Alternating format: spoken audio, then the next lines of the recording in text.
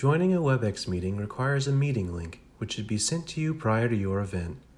Click on the link to open the meeting page. Enter your first name, last name, and email address, then click the Join button. When the WebEx meeting is loaded, you will see a notice if you have joined before the host. Once the host joins the meeting, you will be prompted to connect your audio and video.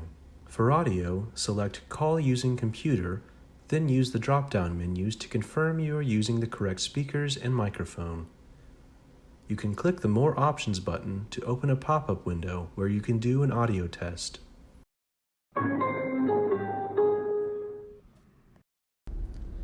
Testing 1, 2.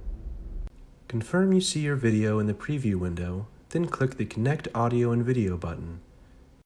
You should now be able to see and hear everyone else in the meeting.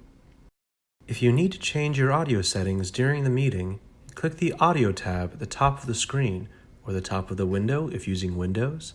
Then select Audio and Video Connection.